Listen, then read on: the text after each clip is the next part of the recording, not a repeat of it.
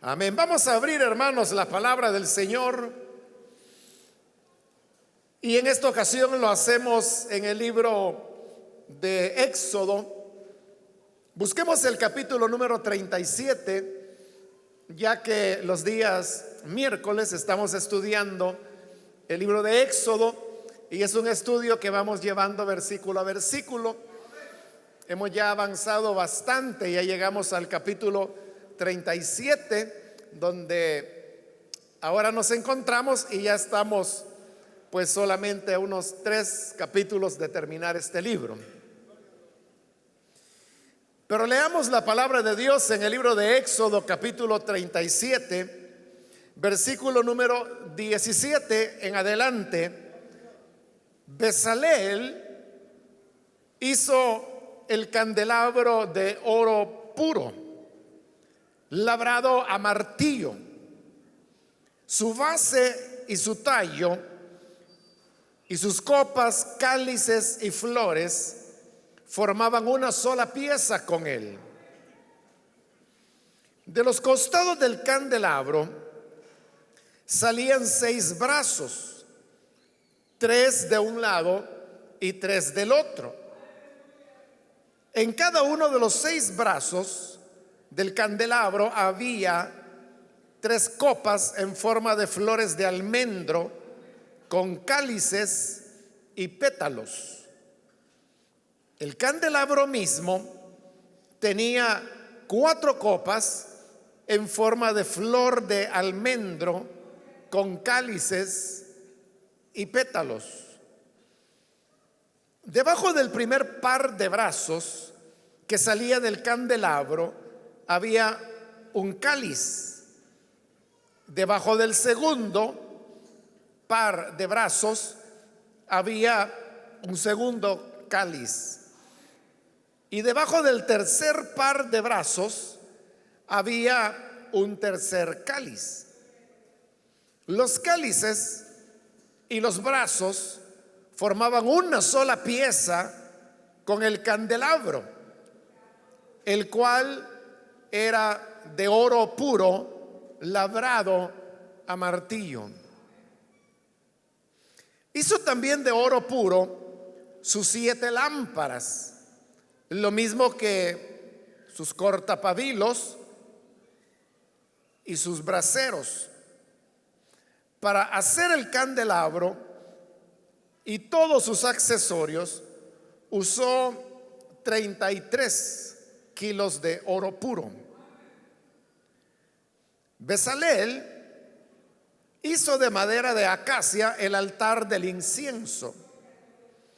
Era cuadrado, de 45 centímetros de largo por 45 centímetros de ancho y 90 centímetros de alto. Sus cuernos formaban una sola pieza con el altar. Recubrió de oro puro su parte superior, sus 4 costados y sus cuernos, y en su derredor le puso una moldura de oro. Debajo de la moldura le puso 2 anillos de oro, es decir, 2 de cada uno de sus costados, para pasar por ellos las varas empleadas para transportarlo. Las varas eran de madera de acacia y las recubrió de oro. Bezaleel hizo también el aceite de la unción sagrada y el incienso puro y aromático, como lo hacen los fabricantes de perfumes. Hasta ahí dejamos la lectura, hermanos. Pueden tomar sus asientos, por favor.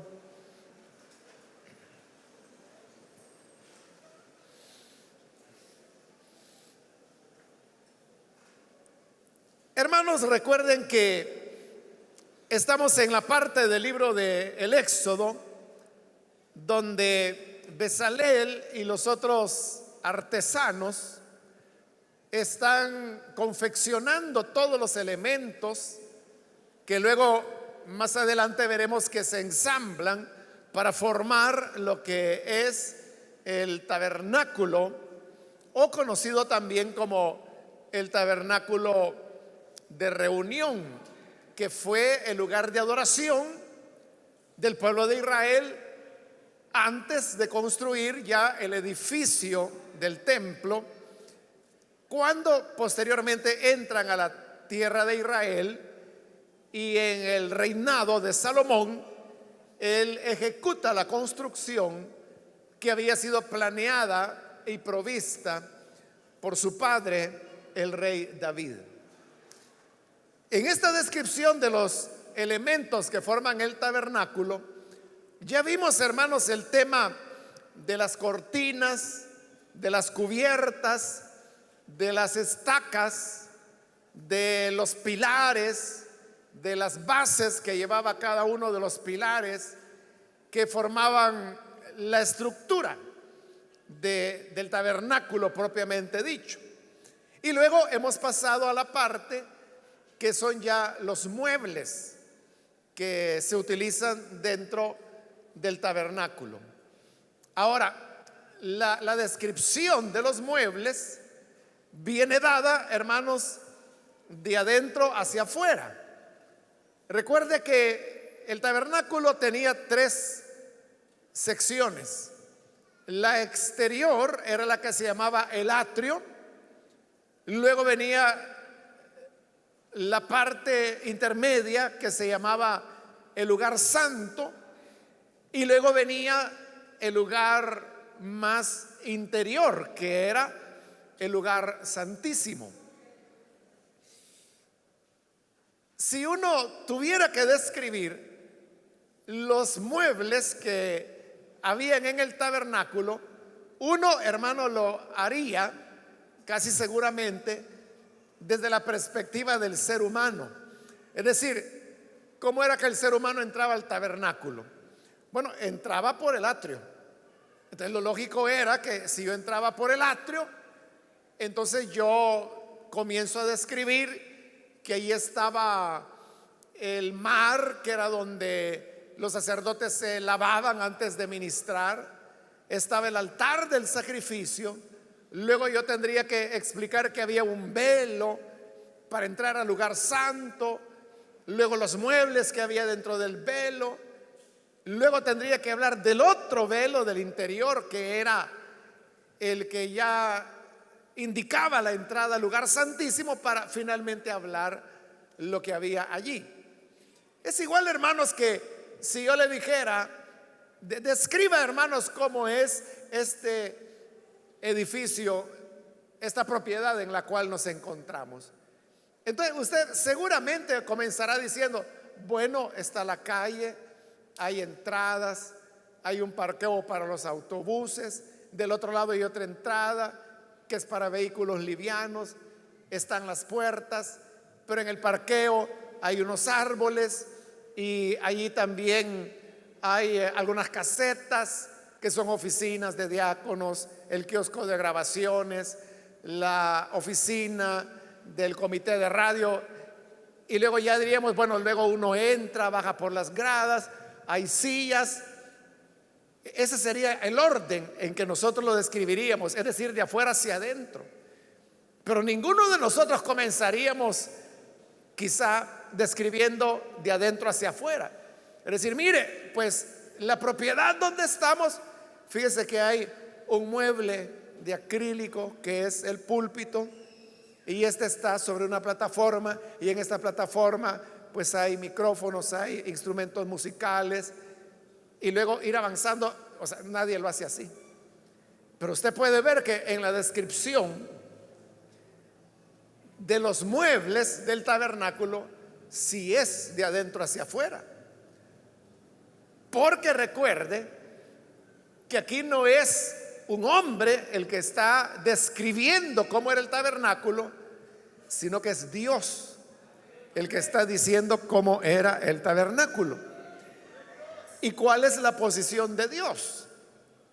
Claro, Dios está en todo lugar, porque nosotros sabemos que Él es omnipresente.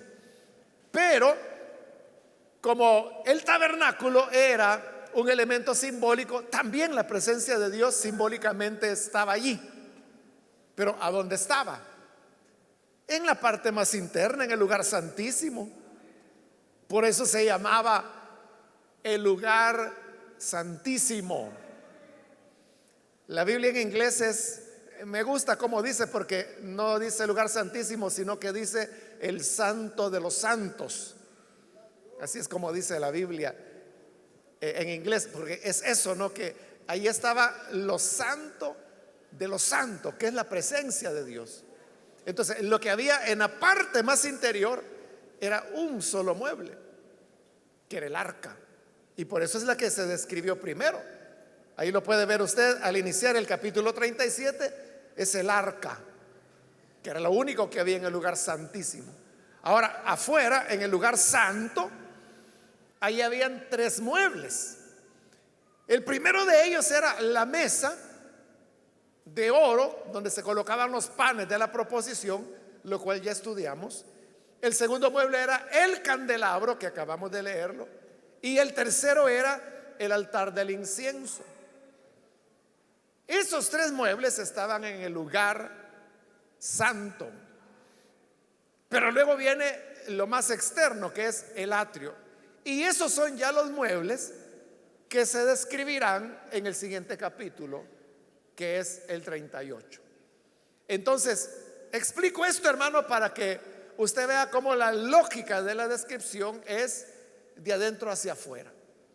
Ahora, como ya explicamos el tema de la mesa, que fue en la última oportunidad, pasamos ahora al tema del candelabro. Y cuando estudiemos la parte en que el Señor le entregó a Moisés la descripción y le dio las instrucciones para el candelabro, yo hice una aclaración que la vuelvo a hacer ahora.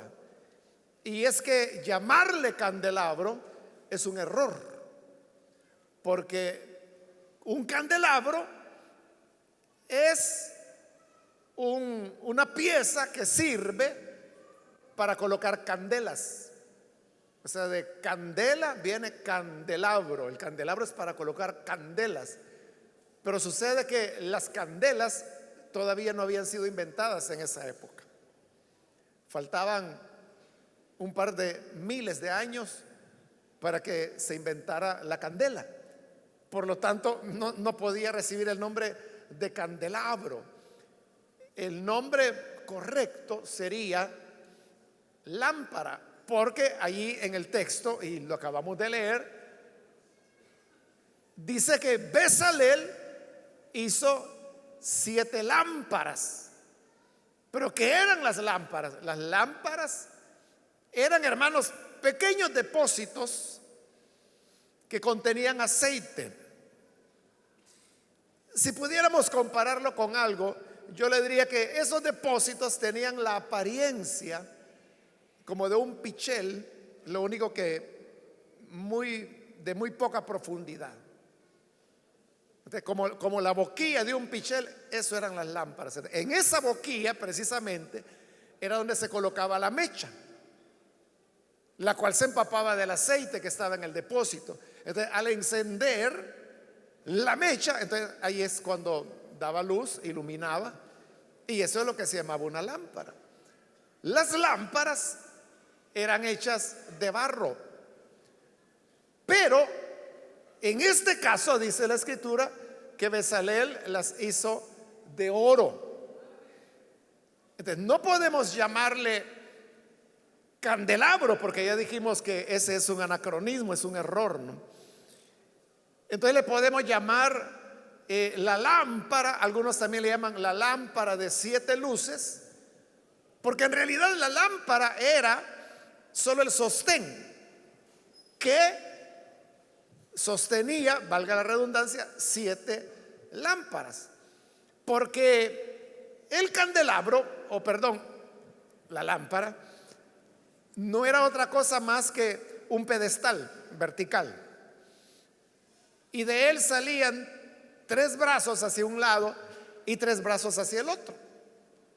Más el pedestal vertical era el número 7. Entonces, los 6 brazos que salían, 3 a cada lado, llegaban al mismo nivel.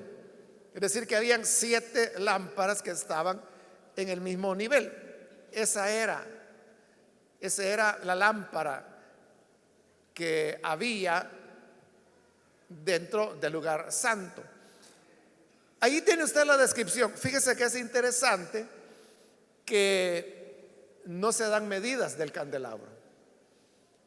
Para todo lo que hemos visto, hermanos, para todos los muebles, la mesa, las cortinas, hasta para las estacas, hasta para las cuerdas, hay medidas. Pero para la lámpara de 7 luces no hay ninguna medida. No se nos dice su altura, su anchura, cuánto tenía que tener la base, cuánto tenía que tener el eje vertical.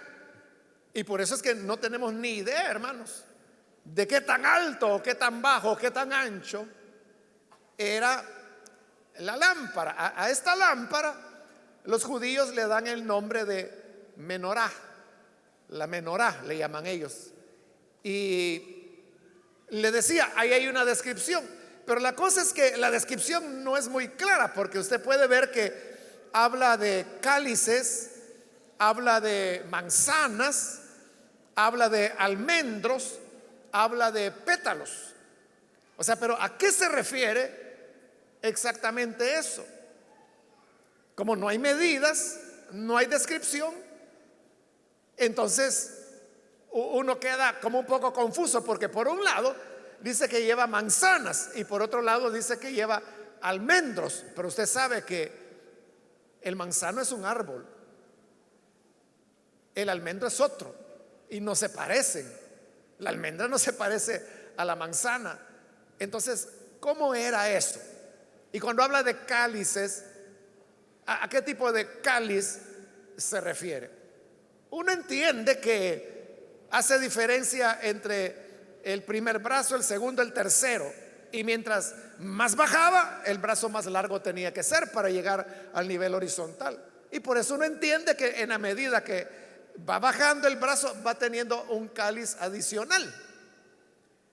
Entonces, la única manera que nosotros podríamos tener de saber cómo era la menorá era viéndola. Pero obviamente no la podemos ver. Pero ocurrió algo, hermanos, y es que en el año 70, cuando Jerusalén es destruida y con ella el templo, los romanos, que fueron quienes destruyeron todo eso, se llevaron todos los tesoros que habían dentro del templo. Y habían muchos tesoros que se habían acumulado por años. Y entre las cosas que se llevaron como tesoro estaba la menorá, o sea, la lámpara, porque ahí dice que era de oro puro, de oro macizo. Dice que Bezalel utilizó 33 kilos de oro para hacer la lámpara. 33 kilos equivale a un poquito más de 72 libras.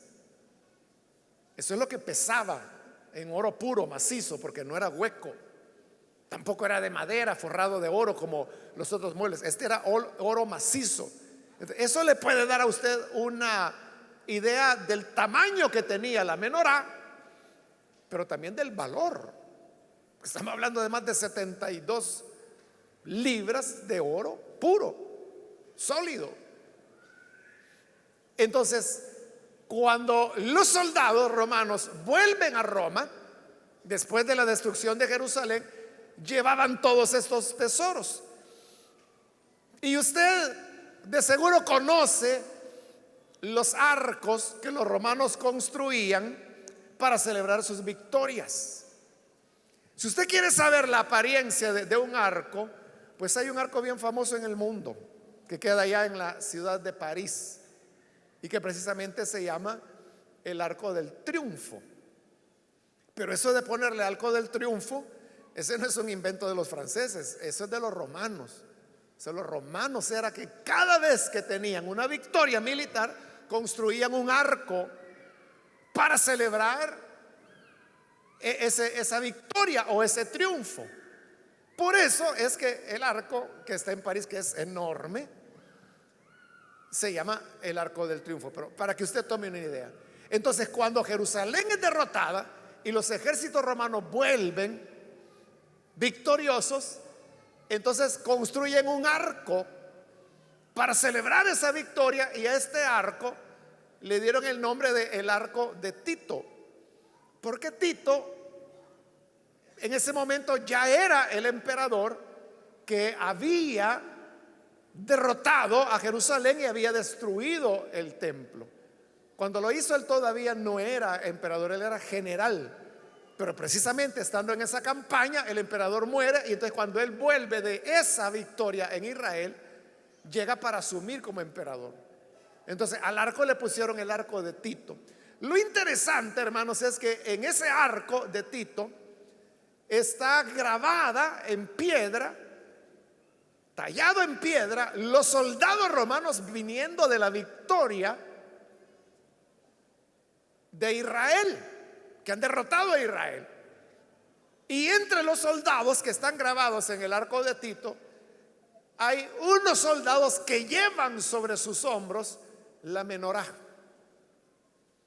es decir, la lámpara de la que estamos hablando acá. Entonces, ahí está grabada en piedra. Esa es la única referencia visual, la única referencia visual que tenemos de cómo era el arco. O sea, porque los romanos no se lo inventaron, ellos lo copiaron de la lámpara que habían traído de Jerusalén. Entonces la grabaron en la piedra, en el Arco de Tito, conforme a cómo era en realidad la lámpara, o sea, la menorá. Entonces, ¿cómo era la menorá? Como usted la ve en muchas de las ilustraciones, porque la mayor cantidad de ilustraciones que hay de la menorá son tomadas del Arco de Tito. O si usted conoce el escudo de Israel, el escudo, o sea, así como El Salvador tiene su escudo nacional, ¿verdad? Israel tiene su escudo nacional. El escudo nacional de Israel es la menorá. Pero esa figura de la menorá, ellos la tomaron del Arco de Tito, que es, digamos, la única ilustración que hay de cómo era la menorá. Entonces, yo creo que esa imagen usted la tiene en la mente. Entonces, así como la ve, así es como muy probablemente fue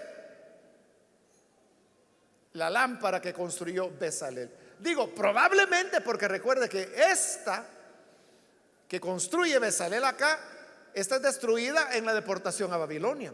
Ahí los babilonios se la llevan. Entonces la que se llevaron los romanos, esa es ya la segunda lámpara que fue reconstruida, o más bien hecha, en el segundo templo. De que si era exactamente igual a la primera, no sabemos. Pero bien, ahí tenemos alguna idea. Lo que le quiero hacer notar, hermano, es que esta lámpara, el versículo 17 lo dice, era de oro puro, labrado a martillo.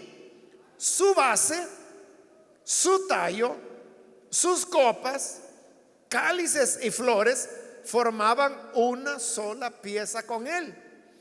Es decir, que hacer esta lámpara fue una cosa muy difícil. Muy difícil, porque tomaron un bloque de oro y comenzaron a labrarlo a martillo, pero no solamente armaron, digamos, el esqueleto y luego lo fueron ordenando o adornando. No, ahí lo dice claro el versículo 17 que hemos leído. Su base, que es la base donde se apoyaba, su tallo, que yo lo llamé pedestal, las copas, los cálices, las flores formaban una sola pieza. Era una sola pieza. Y en esa sola pieza, como se labró la base, hubo que labrar los pétalos de esas flores, los cálices, y a puro martillo. O sea, no fue una cosa, quién sabe cuánto tiempo les tomó. Pero Bezalel era un auténtico artista, hermano. Hizo algo fabuloso. Ve el versículo 22 ahora. Lo reafirma, dice: los cálices y los brazos formaban una sola pieza con el candelabro, el cual era de oro puro, labrado a martillo. Entonces, como la lámpara sostenía las 7 luces y las 7 estaban encendidas. Aquí aquí solo se nos narra cómo hicieron la lámpara, pero allá en Éxodo, en los capítulos 27, 28 más o menos, ahí Dios le dio a Moisés instrucciones de cómo el sacerdote, el sumo sacerdote, debía ir todas las mañanas a despabilar las lámparas, a ponerle aceite fresco para que continuara alumbrando. Eso de despabilar significa quitar el pábilo. Por eso es que en el versículo 23, ahí lo menciona, dice: hizo también, o sea, no solo era de oro la lámpara, dice, también de oro puro sus 7 lámparas, lo mismo que su cortapábilos y braseros. Cuando yo hice la lectura inicial, lo leí mal, dije cortapabilos, pero es cortapábilos, porque la palabra es pábilo. Pero ¿qué es un pábilo? El pábilo, hermano, es una mecha que usted le enciende y comienza a arder, sea de una candela, de lo que sea. Pero esa mecha, aunque tiene un combustible, en sí la mecha se va quemando. Entonces, hay un momento en que ya una parte de esa mecha ya es ceniza, pero sigue ardiendo, ¿no? Entonces, a esa parte ya quemada, ya hecha ceniza, a eso es a lo que se le llama pábilo. Entonces, ¿qué era el cortapábilo? Era un instrumento como una tijera con el cual cortaban esa parte ya quemada o hecha ceniza, y quedaba solo la mecha que estuviera todavía no quemada. Ese es el pábilo y ese es el cortapábilo. Todo eso era hecho de oro. Entonces, como esto estaba encendido todo el tiempo, el propósito de la menorá era iluminar el lugar santo. Porque recuerde, según lo vimos ya en los capítulos anteriores, el tabernáculo estaba cerrado y además tenía varias cubiertas en el techo, no una, sino que varias. La más exterior, que era de piel de delfín, era impermeable. Es decir, que si llovía, que no llovía mucho en el desierto, ¿no? Pero si por alguna razón caían algunas gotitas de agua, no le afectaba. O si habían tormentas de arena, que eso sí hay a cada rato, ¿no? Tampoco le afectaba, porque la cubierta era impermeable, pero tan impermeable era que ahí no podía entrar la luz. Entonces, es la lámpara o menorá la que iluminaba el lugar santo, que era donde estaban la mesa que describimos la vez anterior, de los panes de la proposición, y el altar del incienso que veremos a continuación. Es decir, el propósito de la lámpara, como toda lámpara, era iluminar. Pero esa lámpara que ilumina es una figura de Cristo, porque dice que era hecha de oro sólido, oro macizo, de una sola pieza. Entonces, ¿qué significa eso? El oro, ya lo hemos explicado varias veces, es un símbolo de la deidad de Dios. ¿De quién es aquel que es Dios? Como dice Efesios, como dice Colosenses, que en Jesús habita corporalmente la plenitud de la deidad. Jesús es Dios. Él es el que tiene divinidad. Por eso el oro lo representa a Él. Y por eso es que Él dijo: yo soy la luz del mundo. El que me siga no andará en tinieblas, sino que tendrá la luz de la vida. Él es la lámpara que ilumina. Pero al mismo tiempo, la lámpara que ilumina nos habla del sufrimiento del Señor. Porque recuerde, era hecha de una sola pieza de oro, pero labrada a martillo. Y usted sabe que el martillo es un instrumento contundente, es decir, que golpea. La lámpara no se labró con un pincelito de las que usan algunas mujeres para pintarse las uñas, ¿verdad? O sea, no fue con un pincelito de esos que lo labraron, fue a martillo, es decir, a golpes. Y eso nos habla de los sufrimientos del Hijo de Dios. Y no solamente de los golpes físicos que recibió, que sí los recibió. Y por eso la Escritura dice que de tal manera fue deformado su rostro que no se veía en él ningún atractivo. De tal manera golpearon al Señor que su rostro quedó totalmente deformado. Pero no solo fueron los golpes reales y literales, sino que el hecho de el rechazo, la crítica, incluso las blasfemias que decían contra él, cuando decían: este demonio tiene, por el poder de Satanás, echa fuera demonios. Esos eran golpes que iban labrando el Hijo de Dios, pero a través del sufrimiento. Bien lo dice el libro de Hebreos, que el Señor fue perfeccionado a través del sufrimiento. El sufrimiento lo que hizo fue perfeccionarlo como Salvador. Y por eso es que ahora Él es la luz del mundo. Eso deja una gran enseñanza para nosotros. Y es, hermanos, que si bien es cierto que nosotros no somos la luz del mundo, en el sentido que lo era Jesús, ¿no?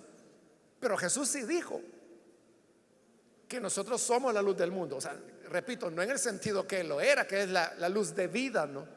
Pero sí en el sentido de que como hijos de Dios y hermanos de Jesús que somos, reflejamos la luz de Él.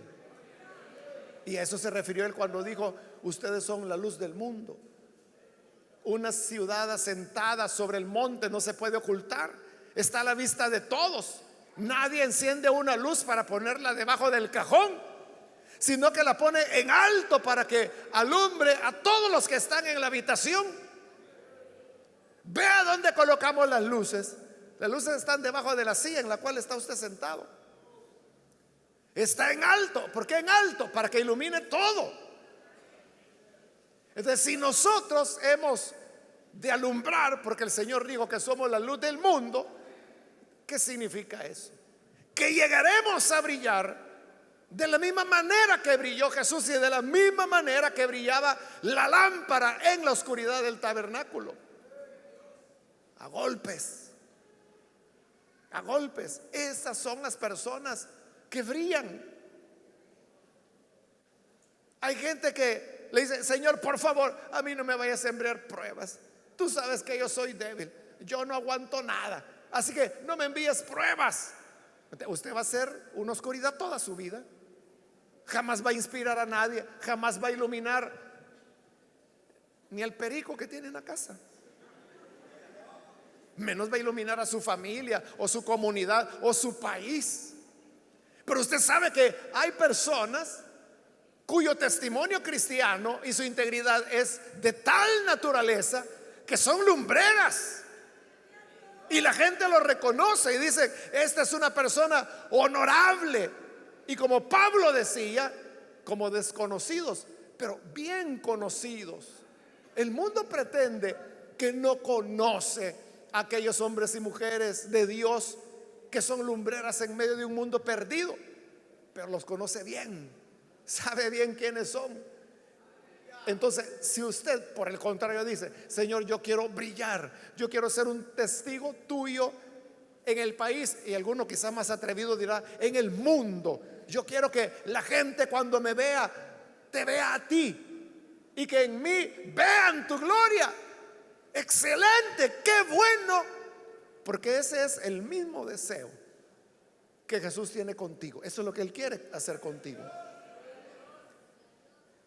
El punto es el precio que hay que pagar para eso. Y el precio es martillazo. Ese es el punto. O sea, porque a la gente le gusta, sí, yo quiero que todos me reconozcan, yo quiero que cuando la gente esté confundida, venga a mí y me pida consejo. Yo sé qué le voy a aconsejar. Entonces, ¿tú quieres brillar? Sí, quiero brillar. Vale, pon la mano aquí y traigan el martillo. Y vamos a comenzar por la mano. Sí, y ahí tiene que dejar la mano y empezar a golpear, porque es a fuerza de golpes que se le irá labrando para que sea lámpara, para que pueda iluminar día y noche, como lo hacía la menorá. Y eso es lo que la gente no aguanta, y es lo que la gente no quiere. No me estoy refiriendo a golpes físicos, a veces van incluidos, como en el caso de Jesús, como en el caso de Pablo, como en el caso de Silas, como en el caso de Esteban.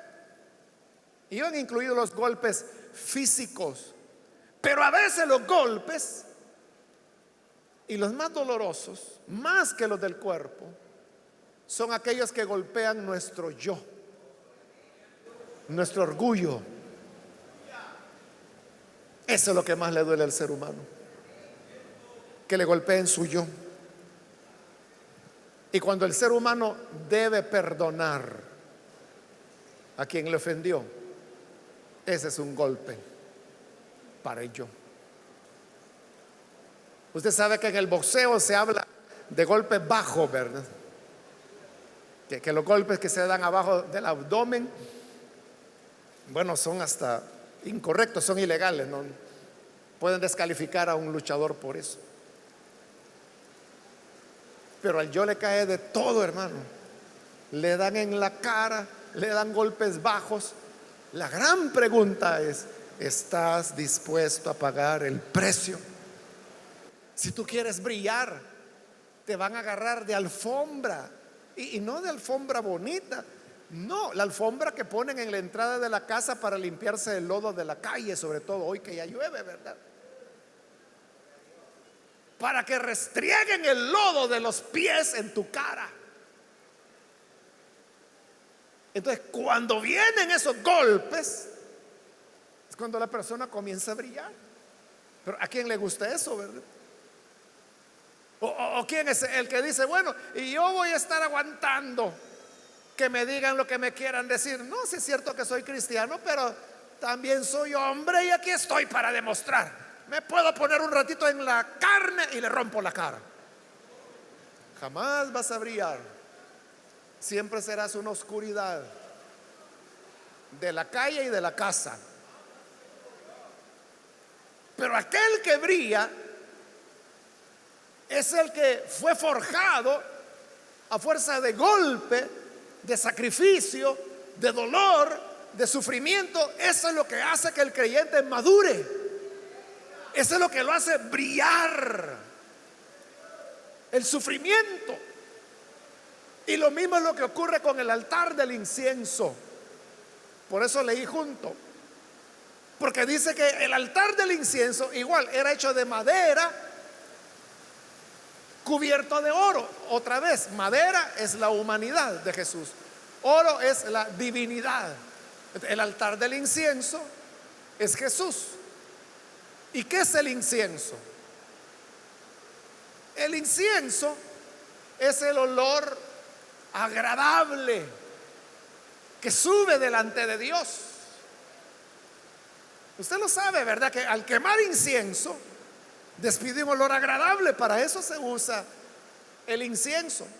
Pero además dice que en la parte final del versículo 25, que este altar del incienso tenía 4 cuernos, uno en cada esquina, y formaban una sola pieza con el altar. Entonces vea, no se vaya a confundir. En el tabernáculo había dos altares, uno grande y uno pequeño. El grande estaba afuera en el atrio, era hecho de bronce y servía para ofrecer los holocaustos. El pequeño estaba adentro en el lugar santo, es el altar del incienso, del que estamos hablando. Allí no se ofrecían holocaustos, ahí solamente se ofrecía incienso, olor agradable. Pero tenía 4 cuernos, es decir, en cada esquina había un cuerno de madera forrado de oro. ¿Para qué servían los cuernos? El día de la expiación, que era cuando se otorgaba el perdón de pecados para todo Israel. Entonces, el sacerdote allá afuera en el atrio sacrificaba la res que se ofrecía para el perdón de pecados del pueblo y recogían la sangre en un depósito. El sacerdote venía con este depósito lleno de sangre, llegaba ante el altar del incienso, humedecía sus dedos en la sangre y la colocaba sobre los 4 cuernos. De esa manera hacía expiación por el pecado. Entonces, el altar del incienso representa a Cristo en su doble naturaleza, humana y divina, como la expiación del pecado, como aquel que perdona el pecado y que por la misma razón es olor grato delante de Dios. Pero para que el incienso se queme, usted sabe que se necesita fuego. Entonces, este pequeño altar del incienso, digo pequeño porque solo tenía 45 centímetros de ancho, 45 de largo, era cuadrado, y 90 centímetros de alto, algo así como esto. Era pequeño en relación al de bronce, que ese era enorme, ¿no? Porque ahí era para colocar piezas enteras de reses, de carneros, de todo lo que el pueblo llevara. Pero este altar pequeño representa a Cristo y tenía fuego porque el incienso era permanente, día y noche. El incienso estaba subiendo delante de Dios. Entonces, el fuego al interior del altar del incienso, otra vez nos está hablando de los sufrimientos de Cristo, porque el fuego es el sacrificio que quema el incienso, y ese fuego es el que produce el olor agradable del incienso. Entonces, la vida de Cristo es una vida de olor grato delante de Dios. Usted sabía que Cristo tiene un olor. Sabía que Cristo tiene un olor. Pablo lo dice cuando habla del olor de Cristo, dice que nosotros debemos tenerlo. Dice que debemos ser olor de Cristo. Y si usted me pregunta, ¿y a qué huele Cristo? A santidad, a pureza. Por eso es que es agradable delante de Dios. Es olor fragante. Y por eso dice Pablo que nosotros también debemos ser olor fragante, olor de Cristo delante de Dios. Pero otra vez, ¿cómo Cristo produce el olor fragante? Por el fuego del sufrimiento, porque es un altar del incienso. De igual manera en el creyente, ¿cómo producimos nosotros olor fragante delante de Dios? El mismo camino, el sufrimiento, el camino del dolor. Por eso Jesús dijo: si alguno quiere venir detrás de mí, número 1, niéguese a sí mismo. Número 2, cargue su cruz. Número 3, sígame cada día. Esa es la manera de seguir a Jesús. Nos está invitando a tomar la cruz. Hoy para nosotros la cruz tiene un sentido religioso. Tiene un sentido religioso. Pero ¿qué era la cruz en la época de Jesús? Era un instrumento en el cual se aplicaba la pena de muerte. Los romanos tenían diversas penas de muerte. Podían decapitar a la persona, la podían matar a espada, como mataron a Santiago, por ejemplo, como se cree que mataron a Pablo. Pero la crucifixión era la pena de muerte más dolorosa que había. Hoy en día, la pena de muerte, en los pocos países donde todavía hay pena de muerte, a nadie se le crucifica. Entonces, ¿cómo se aplica la pena de muerte hoy en día? Por fusilamiento, por la inyección letal. Hay lugares donde todavía se utiliza la silla eléctrica. No sé, tengo mucho de no ir, pero es posible que haya algún país donde se use gas tóxico para ejecutar a las personas. Entonces, cuando Jesús dijo, el que quiera seguirme, primero niéguese, luego tome su cruz. Es como que si él dijera hoy, el que quiera seguirme, niéguese y tráigase de una vez su pelotón de fusilamiento, o tráigase de una vez su silla eléctrica, o tráigase de una vez su inyección letal. De eso estaba hablando Jesús, de muerte. Vea la diferencia, porque hoy hay un evangelio que lo que ofrece es comodidad. Lo que hoy ofrece es vida suave. ¿Cuánta gente no hay que dice, ore porque tengo deudas, que el Señor me saque de mis deudas? Porque les han enseñado ese evangelio.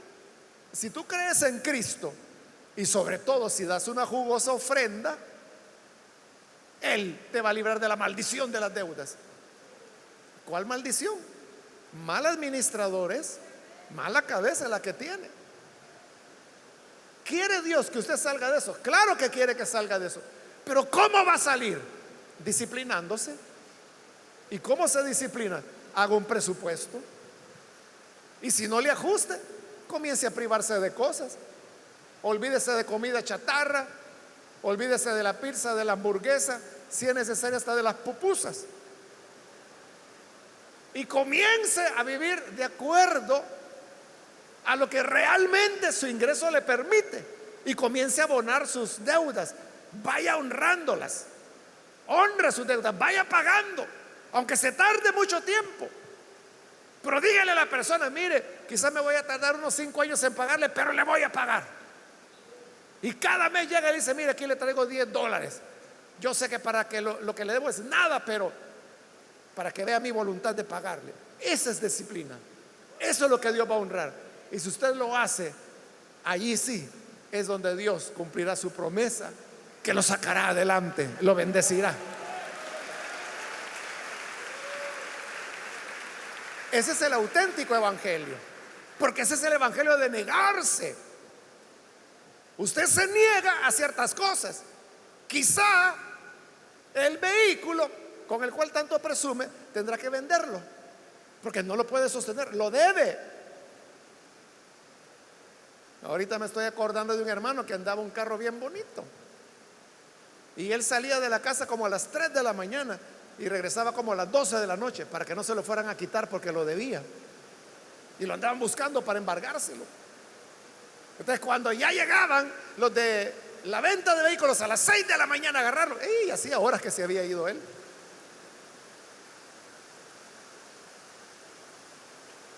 Esa no es la manera de Dios.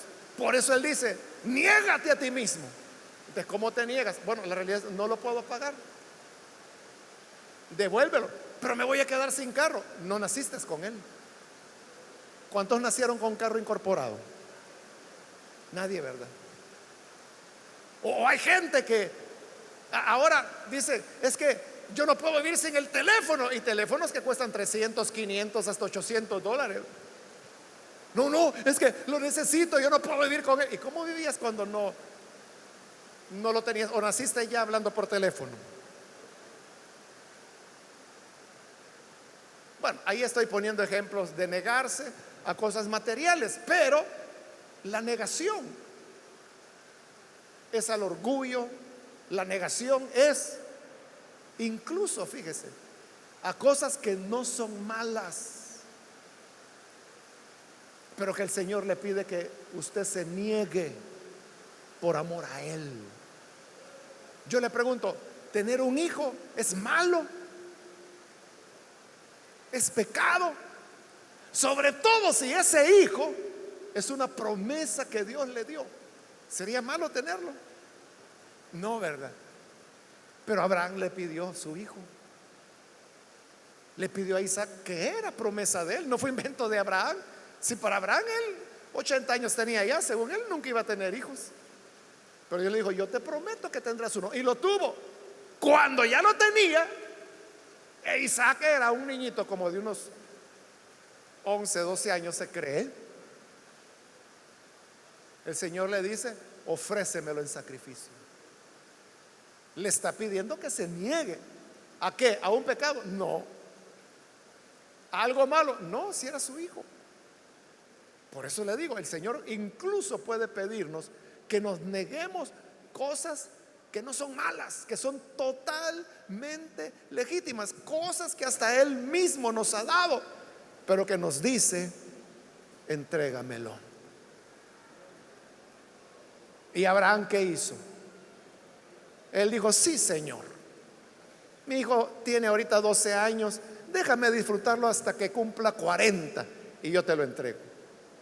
No, dice que al día siguiente se levantó de madrugada. De madrugada. Y Sara le preguntó, hey viejo, ¿y para dónde vas? Dormite, vieja, que voy a hacer algo ahí. De madrugada. ¿A qué? A ofrecer a su hijo. Esa es la gente que brilla. ¿Por qué? Más de 4000 años después seguimos hablando de este señor llamado Abraham. Porque su vida fue olor grato delante de Dios. Fue luz para toda una humanidad. Para toda una humanidad. Respetado por los cristianos, por los judíos, por los musulmanes. ¿Qué le parece? Entonces es por el martillo y por el fuego del sufrimiento que llegamos a brillar y llegamos a ser olor grato delante de Dios. Usted quizá ha conocido personas que con solo que le saluden ya lo bendicen a usted. Me recuerda en el año de 1982 cuando tuve la oportunidad de conocer al hermano Gigi Ávila, que vino a hacer su primera cruzada aquí en El Salvador. Y por una serie de circunstancias que se habían dado ahí, a mí me tocó irlo a recibir. Y yo lo recuerdo muy bien cuando él venía caminando hacia mí, y cuando él llegó me abrazó de una vez y me dijo, Dios te bendiga. O sea, pero eso todos nosotros lo decimos, ¿verdad? Pero cuando él me dijo eso, Dios te bendiga, literalmente yo sentí que la bendición de Dios cayó sobre mí. Literalmente.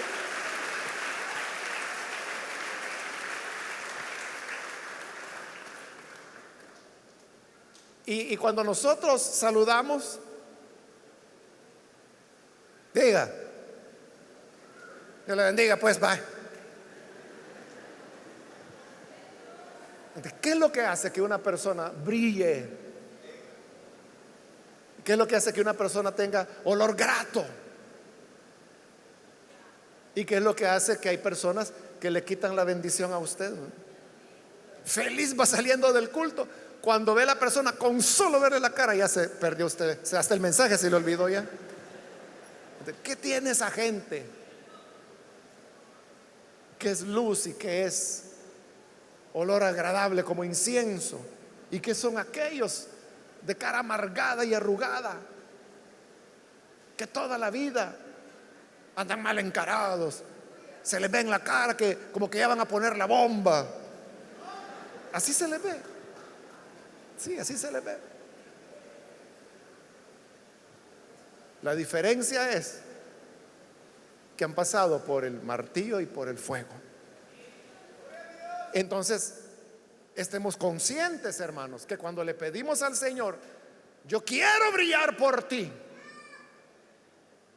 está pidiendo martillo y fuego. Pero que brillará, brillará.